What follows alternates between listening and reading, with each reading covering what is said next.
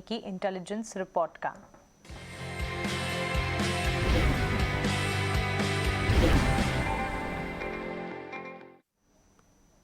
आज की हमारी इंटेलिजेंस रिपोर्ट कच्चे तेल की चाल पर यानी कि एनर्जी पैक पर है। क्रूड में काफी तेजी देखने को मिल रही है। क्रूड के चढ़ने से कहां फोकस करें, बताने के लिए सौमित हमारे साथ जुड़ गए हैं। सौमित, बताएं। ऑयल एंड गैस स्पेस में कुछ डेवलपमेंट्स हुए हैं। पहले तो अगर हम देखते तो ब्रेंट क्रूड का जो प्राइसेस है $120 पर बैरल लेवल के ऊपर चल रहे हैं। उसी के साथ अगर हम देखते तो सिंगापुर ग्रॉस रिफाइनिंग मार्जिन्स जो है वो अपने न्यू लाइफ हाइस पे है, अराउंड $25 पर बैरल के लेवल्स पे। और उसी के साथ ऑयल मार्केटिंग कंपनीज रशिया से क्रूड इंपोर्ट कर रहे हैं डिस्काउंट पे। तो इसका क्या इम्पैक्ट होता है पहले तो ऑयल मार्केटिंग कंपनीज पे। अगर हम देखते तो हाई क्रूड प्राइसेस का एक नेगेटिव इम्पैक्ट आएगा ऑयल मार्केटिंग कंपनीज पे, बिकॉज वो ये जो हायर इम्पैक्ट है क्रूड का वो कंज्यूमर्स को पास ऑन नहीं कर रहे हैं। अगर हम देखते हैं तो रिटेल फ्यूल प्राइसेस जो है, जो कि पेट्रोल और डीजल है, उसके प्राइसेस अनचेंज रहे हैं काफ़ी टाइम से, जिसकी वजह से मार्केटिंग बिजनेस में एक लॉसेस आ रहे हैं ऑयल मार्केटिंग कंपनीज को। अब एनालिस्ट के हिसाब से ₹1 पर लीटर का जो लॉस होता है मार्केटिंग में, उसकी वजह से जो ऑयल मार्केटिंग कंपनीज की अर्निंग्स है, जो कि IOCL, BPCL और HPCL है, उस पर करीब 26 से 40% का नेगेटिव इम्पैक्ट देखने को मिलता है। बट फ्लिप साइड पर अगर हम देखते हैं तो ग्रॉस रिफाइनिंग मार्जिन बढ़ने की वजह से एक पॉजिटिव इम्पैक्ट भी आ रहा है ऑयल मार्केटिंग कंपनीज के अर्निंग्स पे। अब एनालिस्ट के हिसाब से $1 पर बैरल से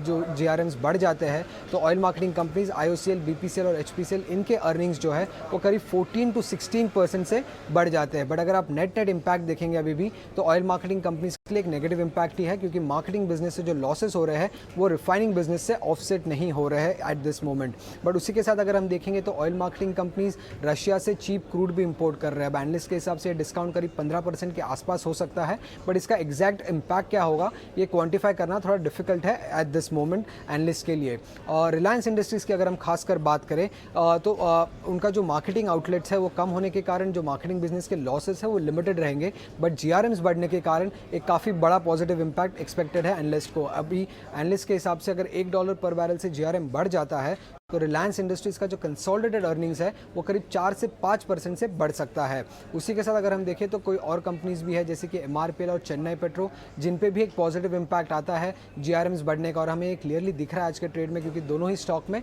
5% का अपर सर्किट लगा है। क्लियरली सौमित, आपका बहुत शुक्रिया ये इंपॉर्टेंट खबर रिसर्च हमें बताने के लिए। तो क्लियरली कच्चे तेल की चाल में जो उबाल हम देख रहे हैं, $120 के पार ब्रेंट क्रूड का जो ट्रेड करता हुआ दिख चुका है, इसका इम्पैक्ट ऑयल मार्केटिंग कंपनियों पर दो तरफा होता हुआ दिख रहा है।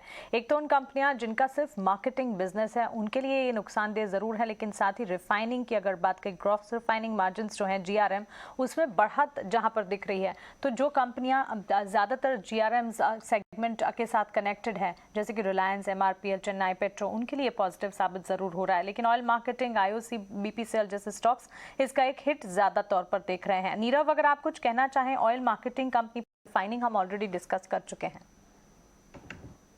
देखिए, जो ऑयल मार्केटिंग कंपनीज है उसमें भी एक स्टॉक है जो आउट परफॉर्मेंस दिखाते जा रहा है, वो है IOC। इवन दो इतना क्रूड इतना बढ़ गया है, मगर IOC में अगर आप देखें तो इतना इम्पैक्ट नहीं है। इनफैक्ट ये higher top higher bottom formation बनाते जा रहा है। उसका प्रीवियस बॉटम भी अभी तक इसने तोड़ा नहीं है, जबकि BPCL 500 वाला 300 पे आ गया है। Similar case for HPCL, but IOC ने डेफिनेटली एक स्ट्रेंथ बताई है। तो मेरे हिसाब से डेफिनेटली जब भी ये घूमेंगे तो IOC will be the first stock जहाँ पे अच्छा एक बाइंग का दौर दिखेगा। तो ट्रेडर्स जो 10-15 दिन के हिसाब से अगर ट्रेडिंग करते हैं तो यहाँ पे IOC मैं ज़रूर रेकमेंड करूँगा बाय करने के लिए। नीचे में आप 110 का स्टॉप लॉस लगा सकते हैं ऑन अ क्लोजिंग बेसिस, और ऊपर में आप एक्सपेक्ट कर सकते हैं कि 135-140 के जो लेवल्स हैं वो वापस आ सकते हैं 10-15 दिन के अंतराल में। ओके, ठीक है, तो ये राय आपको स्टॉक में दे दी गई है। नीरव, इसके अलावा